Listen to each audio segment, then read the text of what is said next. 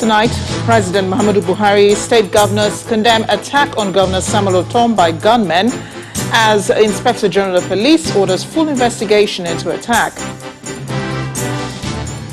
Governor Willie Obiano orders clampdown on cultists, bans use of tinted glasses and covered number plates as part of measures to address recent spate of attacks in the state. Anambra State Governor Matawalle denies any link with bandits, swears with the Holy Quran and dares all political players in the state to do the same. And U.S. Defense Secretary Lloyd Austin makes unannounced visit to Afghanistan weeks before planned withdrawal of U.S. troops. For sports and international news.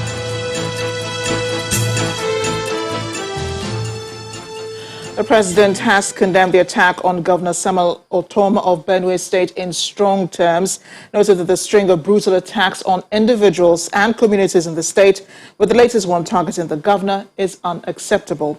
In a statement, the president said that he sympathizes with Governor Ortom and the people of Benue State, and that the unfortunate incident must not be politicized, reiterating that an attack on one Nigerian is an attack on all Nigerians. The statement reads in part, "Let there be open and transparent investigation, and whoever is linked to it should be caught and made to face the law." The presidency also welcomes the dispatch of a high-level team of crack investigators to the state from the police headquarters in Abuja, urging the officers to uncover who or whatsoever was behind the attack and bring them to justice. In the meantime, the Inspector General of Police, Muhammad Adamu, has ordered full investigation into the attack and reported attempts on the life of Benue State Governor Samuel Ortom. The IGP, in a statement through the Force Public Relations Officer, condemned the attack, directed the Commissioner of Police in the state to carry out investigations and assure the arrest and prosecution of persons indicted in the crime. He also asked the Commissioner of Police to strengthen and improve security in the state, particularly around the governor.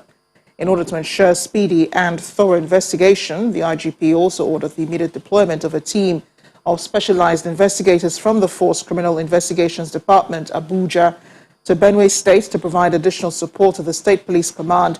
He reassured residents of Benue State and Nigeria that the force will continue to do its best in stabilizing the security situation in the country. Gunmen opened fire on Governor Ortom and his team on the Makurdi-Boko Road while returning from his farm, but were repelled by his security details. The Nigeria Governors Forum has condemned also the attack on Governor Samuel Ortom by suspected herdsmen, describing it as cowardly and a rude awakening. In a statement by the chairman of the forum, Governor of Ekiti State, Kayode Fayemi, the forum sympathizes with the governor, insisting that the identity of those involved in the wicked plan must be uncovered. The NGF warns that any attempt to make Benue State ungovernable will not be acceptable and will fail woefully. A statement from the forum reads, "The NGF, as a platform for all the 36 governors, will continue to encourage its members to stand firm in the service of their people, regardless of the evil machinations of those who do not wish Nigeria well. Evil will not be allowed to triumph over good, not in Benue and not anywhere in this country." The governors add that the attention of all evildoers must be drawn to the fact that not only will they continue to fail in their wicked acts, but they will also definitely be traced and punished for their crimes, no matter how long it takes.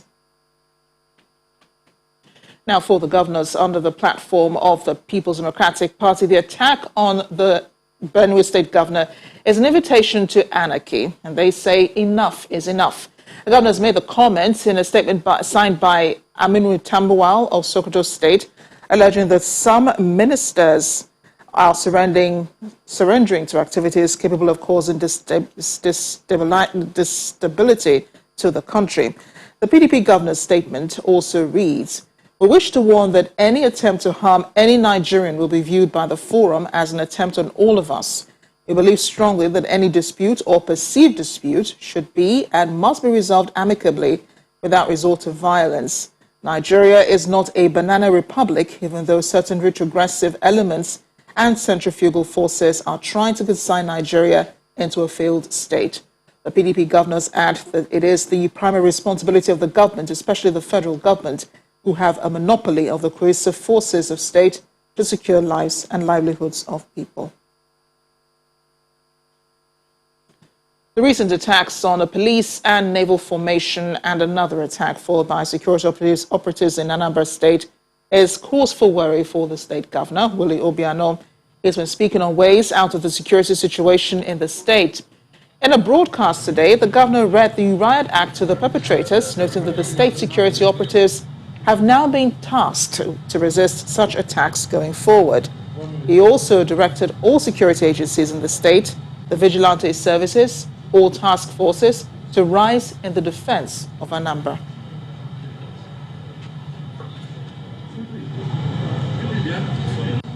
Let me emphatically state that any attacks on security personnel in Anambra is a direct attack on the state itself and will be resisted with all our greatest might. Those who attack us are obviously intent on distorting the peace and security we have enjoyed in Anambra State in the past 7 years and will not be allowed. We have received massive police, army, navy, and SSS deployment to the state yesterday, and they have joined their team on ground to enforce security and protect lives and property of the Anambra. I have therefore directed all security agencies in the state, the vigilante services, all task forces, and every structure in the state security infrastructure to rise in defense of our dear state. The governor also reacted to the viral video of a cultist who narrated how he beheaded another rival cult member. He said 3 principal suspects have been arrested while the police is still tracking all their other accomplices. The state government has placed a ban on the use of tinted glasses and covered number plates.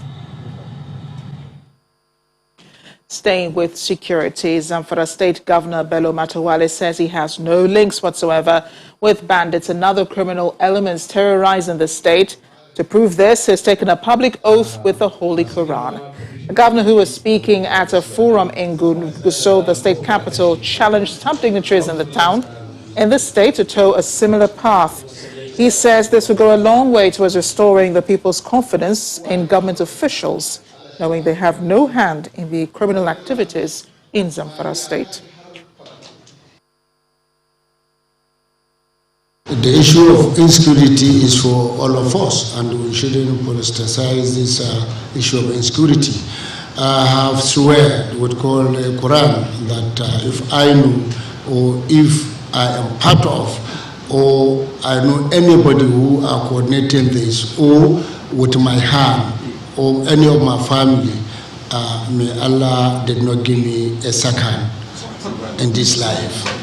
And I dare all the people from Zamfara State, I dare all of them, right from our father Alugusau to Yarima Bakura and all the cabinet members, right from inception of political dispensations of the state, that anyone should go and make this declaration and make this oath that if any one of us, particularly as I did my own, that they should go ahead and do it, or anyone should take a Holy Quran and make this swear, so that from there anyone can be vindicated.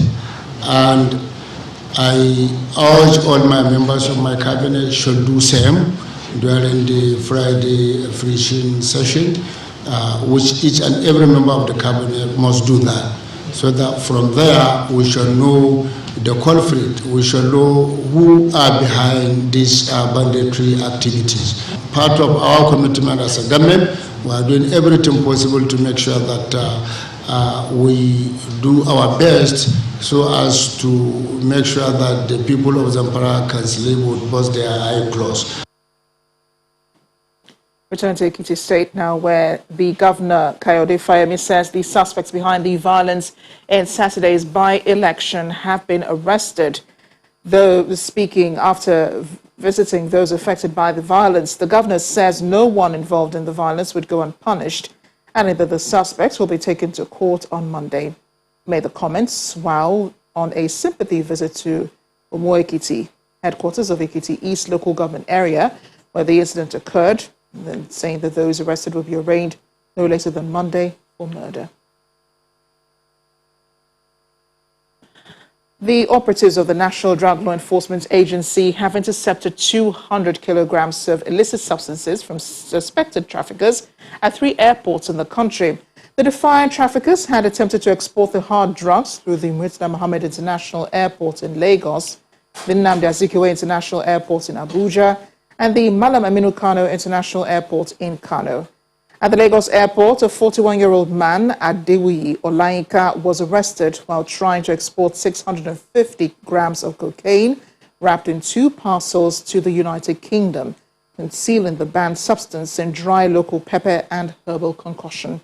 Elsewhere, 107 kilograms of hard drugs suspected to be cat was concealed in golden-colored nylon bags covered with textile materials and labeled T to deceive and mislead operatives at the cargo shed of the Kano airport while being exported to Canada. In Ogun State, Governor Dapo Abiodun is giving residents assurance that the first phase of the ongoing construction work at the state-owned cargo airport in Ikenne local government area will be completed in May next year. He gave the assurance while inspecting the 2.3-kilometer access road leading to the 3.4-kilometer runway, which is expected to be completed in the next 3 weeks. He says the project is well thought out to project the agricultural sector of the state's economy and its value chain for employment generation and economic prosperity. For the first time since he assumed office, Governor Dapo Abiodun visits the site for the agro-cargo airport being developed on the 5,000 hectares of land in Ikenne. Along with some members of his cabinet, Governor Abiodun is shown around the access road and the runway being worked on.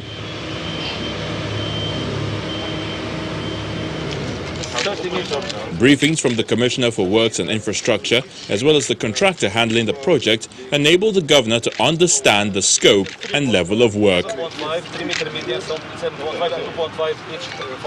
The governor says he's impressed with what he's seen so far. I just wanted to come here to see and ensure that the work is going in line with our timelines, and I'm quite impressed with what I've seen.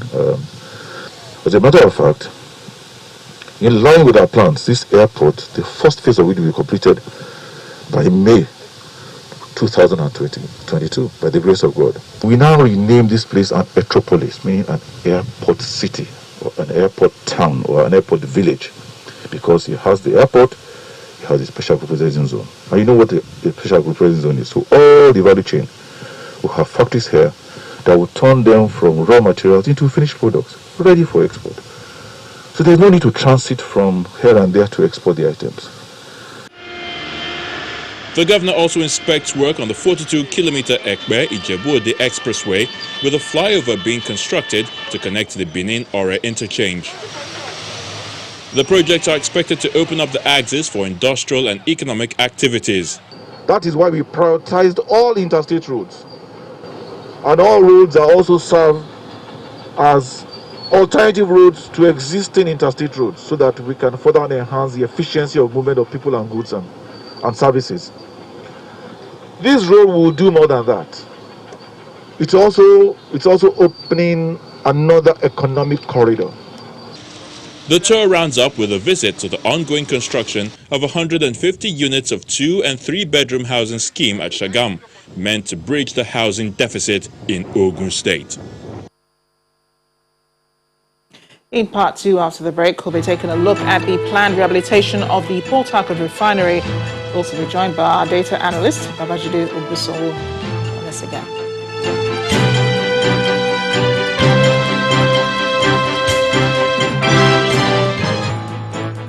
Welcome back. If you just joined us to watch the news at 10 live on Channels Television Lagos. A reminder of our top stories. President Muhammadu Buhari condemns attack on Governor Samuel Ortom of Benue State, charges security operatives to bring perpetrators to book. Governor Willie Obiano clamps down on cultists, bans use of tinted glasses and covered number plates as part of measures to address recent spate of attacks in the state. Zamfara State Governor Bello Matawalle denies any link with bandits, swears with the Holy Quran and dares all political players in the state to do the same. While U.S. Defense Secretary Lloyd Austin makes unannounced visit to Afghanistan weeks before planned withdrawal of U.S. troops.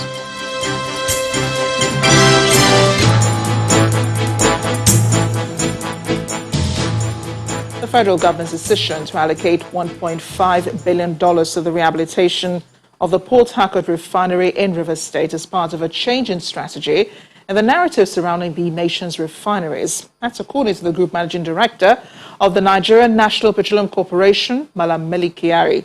Malam Kyari told Channels Television's Ladi Akeredoluwale on our current affairs program, Newsnight, that previous attempts, which focused on getting those who built the refineries to come and rehabilitate them, was a cake and unnecessary, and that will change now. We made a strategic error, and I've told you, I will be very frank, we made a strategic error around what to do with our refineries. Since 2010, it didn't start today. We thought that we need to go get the original refinery builder to come and do the rehabilitation work for you. That's a strategy failure. That system rolled over until 2016, 2017, trying to make that work. So we changed that strategy very lately to do the right thing, because as a matter of fact, one of the original refinery manufacturers told us that they will not put their boots on ground. This is not their job. If you want to do this, they will get somebody to work with us. This is the reality in the business. So what we are doing very, very different today is that we're engaging an EPC contractor mechanism. And then on the top of that, we're going to put an O&M contract. O&M contract means operation and maintenance. We're not going to do ourselves. We know the trust deficit that we have. We know the issues that we have. We know the interferences that have affected our business. And ultimately, you do need to get what others do, which is to get an O&M contractor who has to deliver on your operations at a cost and on a value that is fixed, on a value that is also guaranteed by banks. So that way, nobody loses. And then, of course, NNPC gradually backs out of the operations of that refinery, which brings you to the ownership of the refinery itself. Our considered view is that when we have advised government to do this, and we know that this is being considered, is to go to what we call the NLNG model, where NNPC becomes a minority holder in the asset. We bring in private sector so that they can take equity in this refinery, and then we'll continue to grow that business from that perspective. Since you have now an EPC contractor that will deliver on a world-class basis, you have an O&M contractor, you now have partnership, and we're also going to borrow to deliver this, because when you borrow, it puts pressure on you to deliver, because the payment for the borrowing is based on the performance of the refinery. You can watch the full interview with Malam Kyari on Newsnight as tomorrow at 9 p.m. right here on Channels Television. In the meantime, the founder of Stanbic IBTC and renowned banker at Tedo Peterside believes that the approval of $1.5 billion for the rehabilitation of Port Harcourt refinery should be stopped and subjected to an informed national debate. Mr. Peterside made the comment on his social media handle today, where he said that many experts prefer that the refinery is sold as is by BPE to co-investors with proven capacity to repair it with their own funds.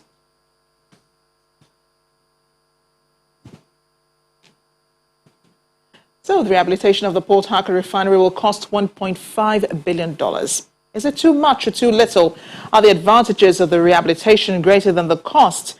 Babajide Ogusowo, data scientist and information consultant with Channels Television, is here to share insights. The man with the answers. Great to have you back, Babajide. Good evening. It's been a really long time. Yes, it has been. I would probably say God kidnapped my father last year, so I've been trying to negotiate, but I've given up. Oh, our sincere condolences. But here we are talking about rehabilitating the refineries. So over the years, how should we rate the performance then of refineries in Nigeria? And what have been the main operational problems? Operational problems, the challenges, I'd like to sum it up in 3 ways. The first is Zugzwang. Zugzwang is a German word, especially known by chess players when it is your turn to move, and whatever move you make will be a bad move. The Nigerian government today finds itself in that position, Zugzwang.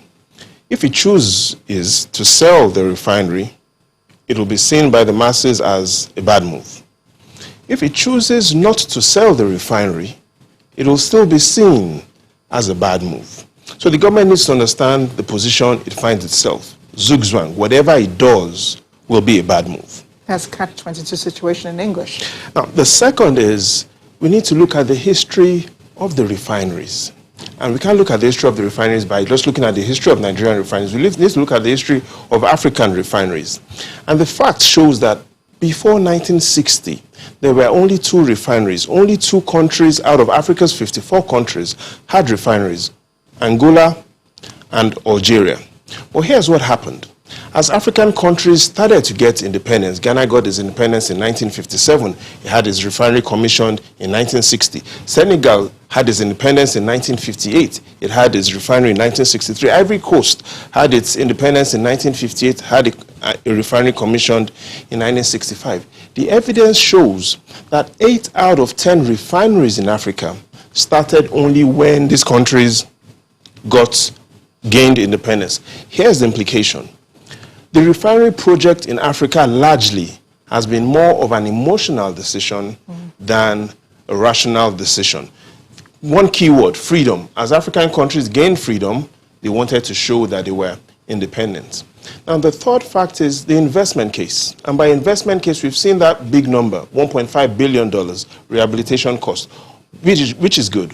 What is great to see is what is the profitability of these refineries? The evidence from the NNPC shows that over the years, especially recent years, the Port Harcourt refinery has not been profitable. So 3 things. Zugzwang, the history shows that it was more of an emotional than rational decision, and we need to see the profitability forecast. So the government has made a decision, which is to rehabilitate these refineries, or the refinery, beg your pardon, the Port Harcourt refinery. This is a mix of debt and government funding. How much strain will it put on the government's revenue? You know, one way to look at the government's revenue is to look at how much revenue the government has earned in the last 5 years, to look at how much we've spent, and then to really understand that we need to, first of all, think out of the box, and every naira that the government spends needs to be justified. And here's the reason. If you look at what is in front of you, the summary shows that since 2015, the federal government has earned a revenue of 22 trillion naira, but it has spent 42 trillion naira. The total deficit since 2015 is an excess of 20 trillion naira. In other words, we are spending a lot of money, but we are not making so much money. So every naira has to be justified. A lot of Nigerians don't understand this dollar nomenclature, $1.5 billion, but I'll try and make it simple for you. Amarachi, what will you do if I gave you 500 million naira every day to spend for the next 44 months? That is the question. $1.5 billion as a rehabilitation cost for the Port Harcourt refinery over the next 44 months is the equivalent of an average of 500 million naira per day for the next 44 months. And since we've seen that evidence that the federal government is really not earning so much revenue, the question we should ask ourselves is, what is the justification behind this? This doesn't mean the decision that the Federal Executive Council has made is right or wrong. What we are saying is there are more questions that should be asked than the answers that have been provided. I think one of the questions will be what will be the ideal investment case to justify the rehabilitation? Big numbers. And if we look at the NNPC has provided some big numbers, but these big numbers are more of bad news than good news. And if we look at the big numbers from the NNPC regarding the Port Harcourt refinery, here are the top 3 things you will see. The first is the last audited statement of the Port Harcourt refinery company shows that it earned 0 naira in revenue in 2019. Even though it earned 0 naira, it spent 9.8 billion naira on salaries. The Port Harcourt refinery has only one customer, the NNPC. And so whatever happens to the NNPC will happen to the Port Harcourt refinery. That shows a strong link. But however, a lot of economists have talked about the challenges that the continuation of importation on fuel has on the exchange rates. And I'd like us to take a look at how much Nigeria has really been earning or be spending on importing fuel. And if we take a very close look at that, to look at the import bill, here's what you will notice. That yes, in the last 5 years, we've spent 10 trillion naira importing motor spirits. Today, import of motor spirits accounts for approximately 10% of everything that is imported. But here's the challenge. Yes, we've spent 10 trillion naira importing motor spirits in the last 5 years, Amarachi. However, importation of manufactured goods within this same period, 41 trillion naira. Here's the conclusion.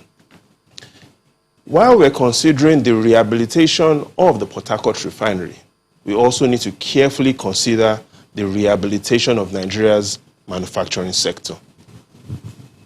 Wow. It's all interlinked, isn't it? Babajide, thanks again for breaking it down for us tonight. Great to have you back. Pleasure is all mine. River State now, where the governor, Nyesom Wike, has denied ever tampering with local government allocations since assuming office in 2015, contrary to the opinions of his critics. The present local government chairmen, all of whom are members of the People's Democratic Party, have been accused of underutilizing the funds accruing to the third tier of government. The governor, therefore, challenged all the 23 council chairmen in the state to prove that he has plundered with their funds. On April the 17th, residents of River State will again go to the polls to elect new local government chairmen for another period of 3 years. For nearly 3 years, the people's perception of their performances has again stirred the lingering conversation about the relevance of local government administrations in Nigeria and the challenges. I am telling you, for the past 3 years, there's nothing to write home about. I am not too sure that the local government chairman and his ESCO are spending their money. The local government chairman should provide basic things. They can build roads. They can build health centers. They can provide good waters. The flag-off of the PDP campaign for the local government election presents Governor Nyesom Wike an opportunity to clear the air on the perception that his administration may have been tampering with local government allocations.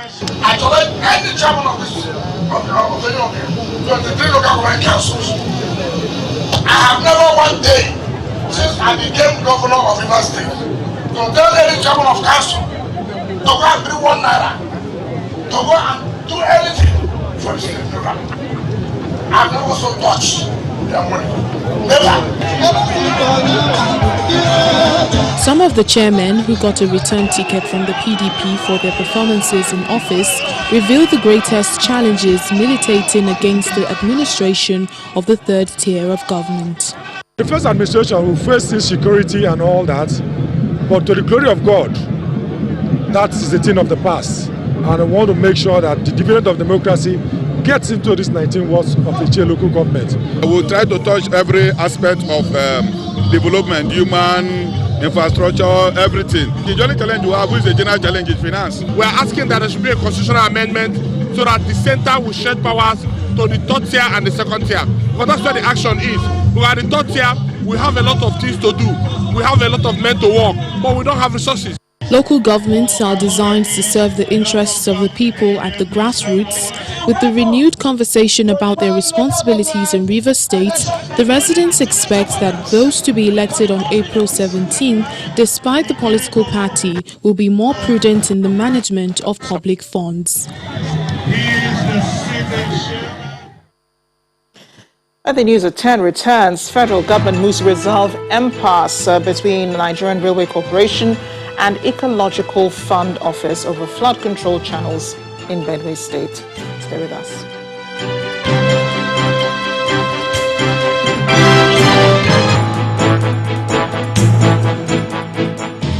Welcome back. As part of efforts to address the yearly deaths occasioned by flood in Benue State, the federal government has announced plans to resolve the impasse between the Ecological Fund Office and the Nigerian Railway Corporation over the flood control channel being constructed in the Ide River Basin in the state. During a meeting with the managing director of the Hydroelectric Power Producing Areas Development Commission, Governor Samuel Ortom tasked the commission on equitable distribution of projects that will ensure justice and fairness in the discharge of their responsibilities. In August 2020, residents of BIPC quarters at Chusa and Akbe village A settlement across the railway line were the most affected in the yearly flooding along the dense valley of floodplains in Makurdi. 3 lives were lost to the flood, and Governor Samuel Ortom had to go into the waters to see the extent of the havoc caused by the flood. Although this vast dry land hosting the ecological flood control project appears to be safe, residents feel otherwise, as those living here have all relocated owing to the stoppage of the project across the railway. Now water has been aggregated into this channel.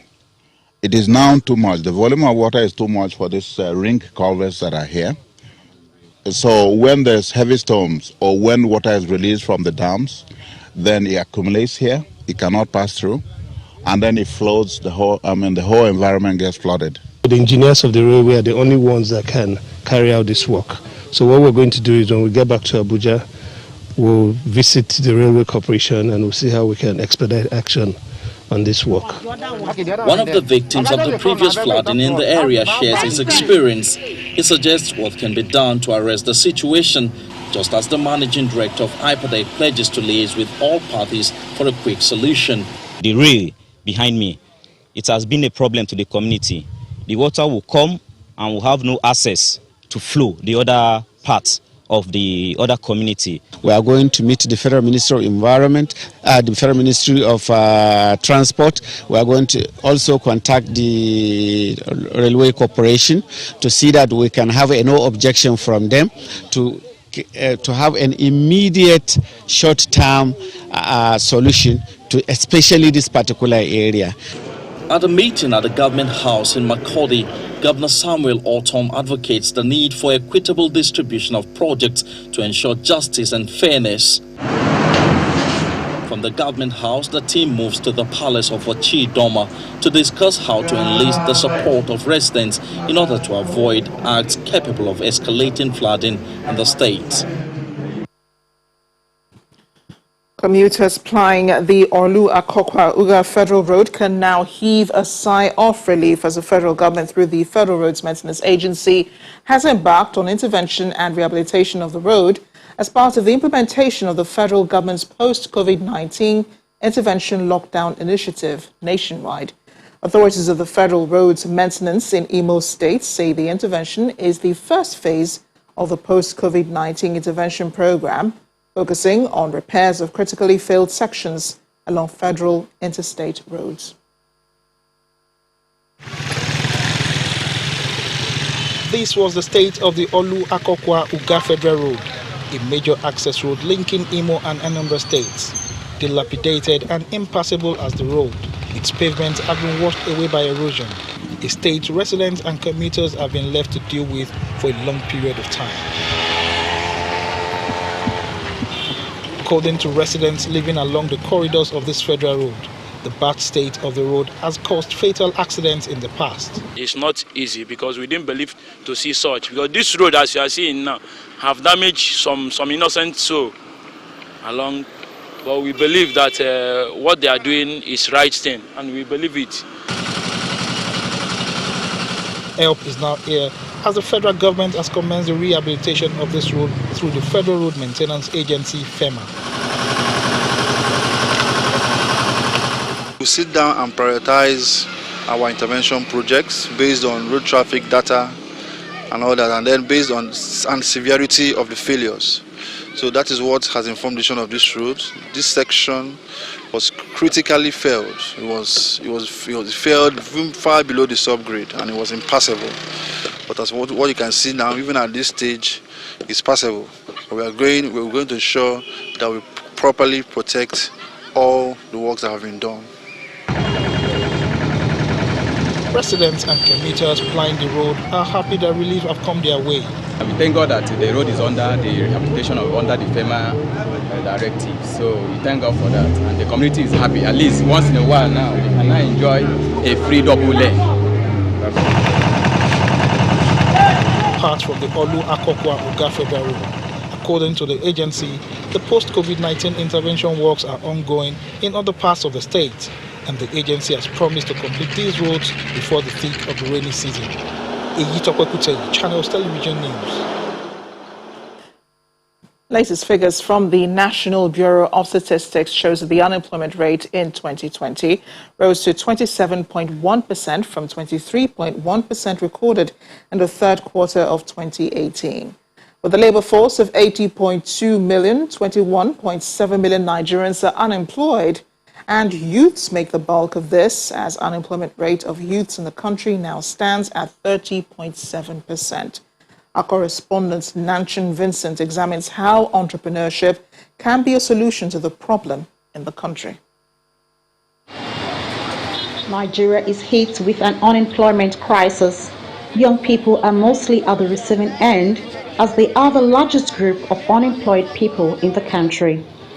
The National Bureau of Statistics shows that a staggering 21.7 million Nigerians are unemployed, and the youth unemployment rate stands at 30.7%. In the past, our belief is that you go to university, you graduate, and then you will be employed. Government will give you a job. It is no longer the case. Abdul Mumin Idris is a graduate of Bayero University, Kano.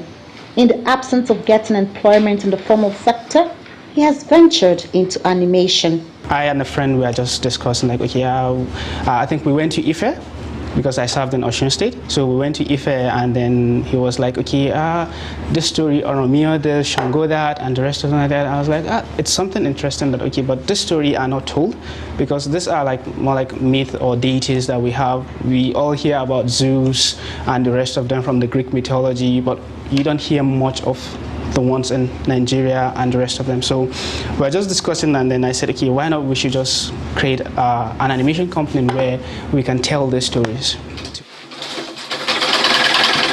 Esther Olumorote is pursuing her passion for bag making and using it to earn a living. Anytime I see a bag, I'll ask, please sister, sorry, I used to make bag. I like your bag. Can I snap it? They say no problem. I say, please, can I video it? They say no problem. I'll snap it. I'll video the side. If possible, sometimes I used to go about with my tape roll. I'll measure it. I'll quickly jot it down. If I go home, I'll work on it. And that's how I start. In a country contending with huge levels of unemployment, acquiring entrepreneurial skills is a critical alternative, and it appears more young people are looking to this direction to become self-reliant. We visited Government Girls Secondary School Hassanat Sufi in Kano, where skills acquisition is an integral part of their curriculum. If you look at the students, there are some in the section of tailoring, where they acquire the skill of how to make to sew clothes. They are trained to do that. So the government in general and the school in particular tries to empower the student and to acquire skills. The truth remains that with a population of about 21.7 million unemployed youths in the country, it might just be about time to redirect energy towards acquiring entrepreneurial skills at all levels of our educational institutions. This, experts say, will serve as a key towards economic and sustainable development. From Kano Metropolis, Nanchin Vincent, Channels Television News. Back here in Lagos, State Governor Babajide Sanwo-Olu says the first civilian governor of the state, the late Alhaji Lateef Jakonde, will forever remain in the hearts of Lagosians because he laid the foundation that cannot be raised in Lagos State. He made the comments during the 40th Day Memorial Service in honor of the former governor at the Chapel of Christ the Light in Alausa, Ikeja. Every one of you in the mighty. This is a service that is indeed deserving for our late father, the first civilian governor of Lagos State, Alhaji Lateef Jakonde. Like we said, we cannot celebrate him enough, and we will continue to celebrate him forever. It's really a testimonial that everybody has been rendering for the life that this detribalized Nigerian, an outstanding Lagosian, a man that indeed had built the foundation that all of us are enjoying today, a man that indeed He saw his name written even before he went to join Almighty God. But a man that will continue to live in the life, in the heart of many children, and even children that are unborn, because he has indeed laid a foundation for something that nobody can erase. We are conducting a Christian service for a man that lived throughout his life as a Muslim believer. But because he was a detribalized man, he was a man that did not stand and say, "What is your faith?" before opening a school. He was a man that didn't ask, "What is your religion?" before giving you that opportunity to excel. He was a man that did not ask, "What is your tribe?" before he gave you that outstanding opportunity. And so we think he deserves everything that we need to give for him. And you can see the prayers that have been offered by the men of God today. It's not about religion, it's not about race, but it's about the life that he had lived and the life that he had touched. And now to the arts. Choose to Challenge is an art exhibition by the Female Artists Association of Nigeria at the Nike Art Gallery. Using their differences in style and techniques, these creative challenge social ills that affect their gender is on Art Review tonight.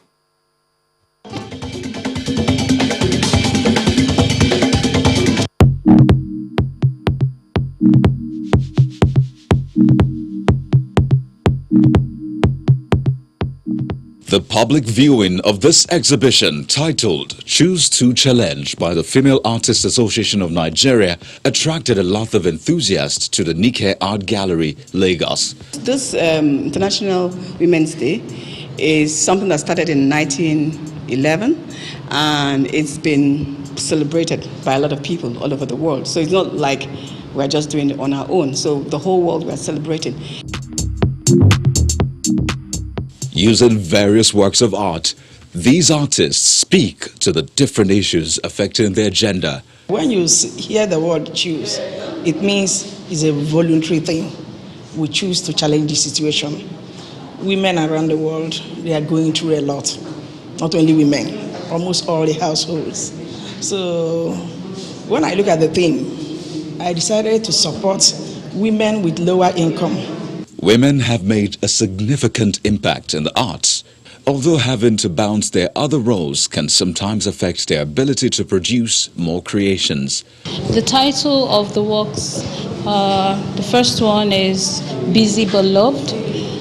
It's talking about how busy the women is in the society of today, how they have to go through the challenges of taking care of the house, taking care of the children, making sure the husband is well fed, and still have to run a career and still make a good living to help and support her family.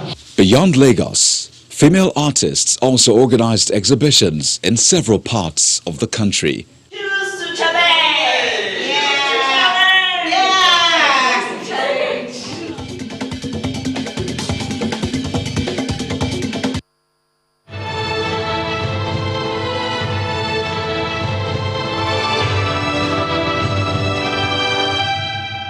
To other stories now, South Africa's Health Minister Zweli Mkhize says the country has sold 1 million doses of the Oxford AstraZeneca vaccine to 14 African states after deciding not to continue with its rollout. Last month, the country dropped plans to use the vaccine to curb the spread of COVID-19 after a small study suggested it had minimal effect against the country's new variant in young people. Here's more on the issue and in other countries in our global update. Large-scale production of COVID-19 vaccines by Chinese manufacturers is busy underway to fully meet the demand of the entire population for vaccination in China. Deputy Head of the Department of Consumer Goods Industry under the MIIT, Mao Zhufeng, says that all major countries in the world have seen vaccinations as the most effective way to beat the virus. The Ministry of Industry and Information Technology has been working closely with other relevant departments to organize and guarantee the production of COVID-19 vaccines in accordance with the unified planning of the Communist Party of China's Central Committee and the State Council. Health workers in France are continuing with the country's COVID vaccination drive as the new lockdown gets underway in parts of France and amidst differing views among leaders over whether inoculations should be open to everyone. Nearly a third of French people entered a month-long lockdown on Saturday, with many expressing fatigue and confusion over the latest set of restrictions aimed at containing the spread of the virus. The country resumed the use of AstraZeneca vaccine on Friday after the EU drug watchdog said it was convinced the shot's benefits outweigh any risks. India's COVID-19 tally rose to over 11.5 million on Sunday, with over 43,800 new cases registered during the past 24 hours. The Federal Ministry of Health says the death toll mounted to more than 159,000, as 197 COVID-19 patients died since Saturday morning. The number of new cases and deaths registered during the past 24 hours are record high this year. And finally, the U.S. city of Miami has imposed an 8 p.m. curfew in its busiest entertainment district in an effort to control hordes of spring break vacationers who have become unruly in recent days. Under the new order, police will block off the Art Deco historic district in South Beach at 8 p.m. and all business within the blocked-off area will be forced to close. Officials also shut down the highways leading in and out of the city overnight.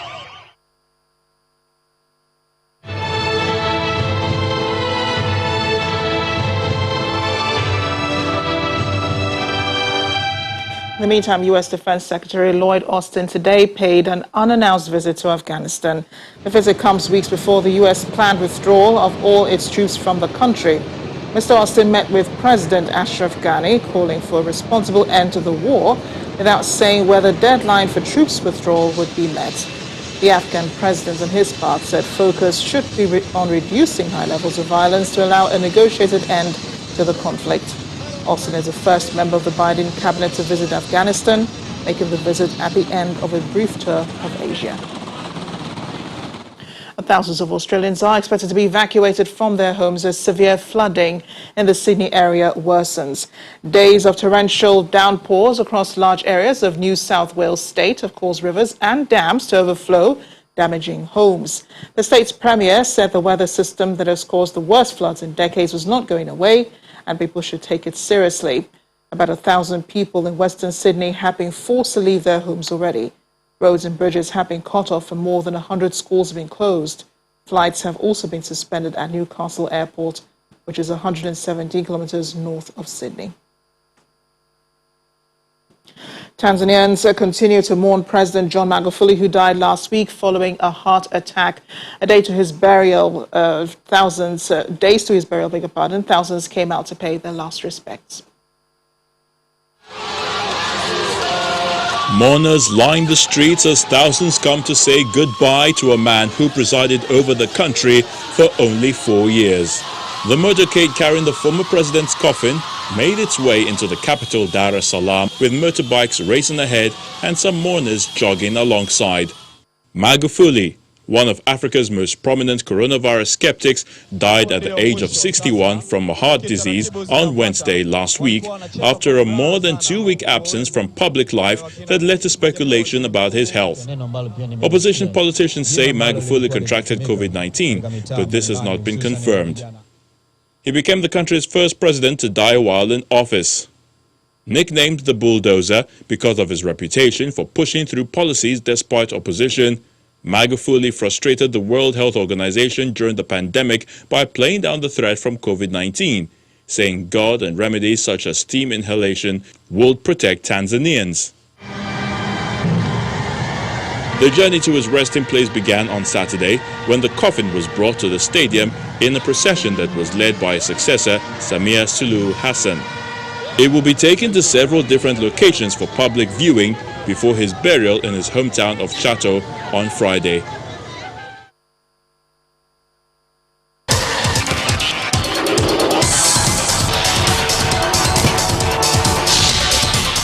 And in sports news, the Nigerian Premier Basketball League has been on pause for the past 3 years, firstly halted by internal wrangling within the federation and court cases, then followed by the COVID-19 pandemic.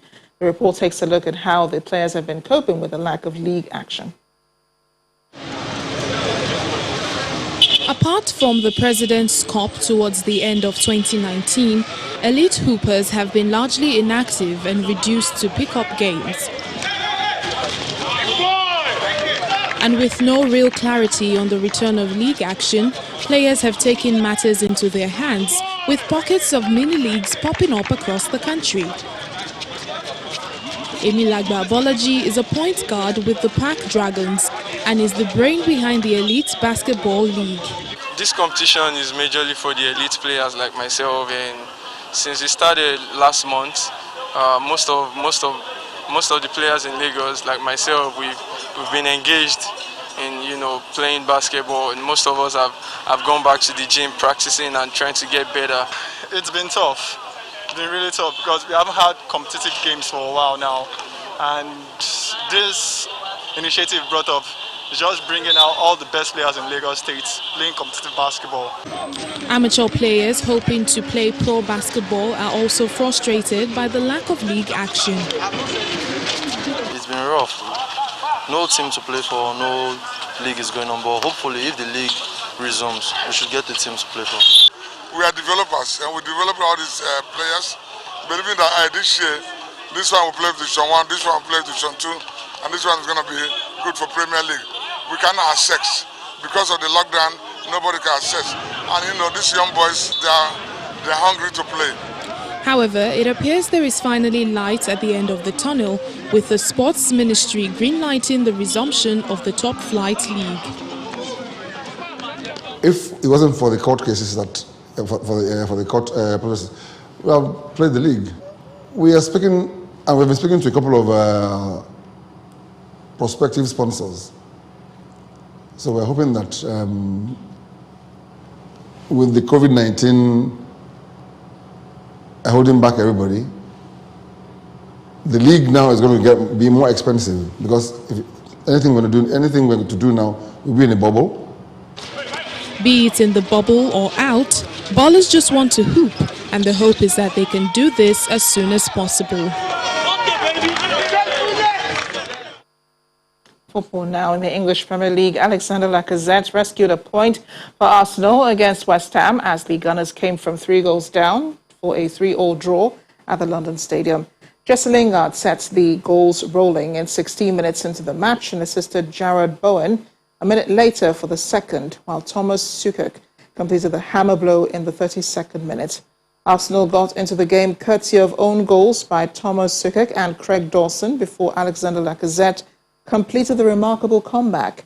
Suchek is now the first player to score both a goal and an own goal in the same home Premier League game for West Ham since Frank Lampard against Leicester at Upton Park in November 1998.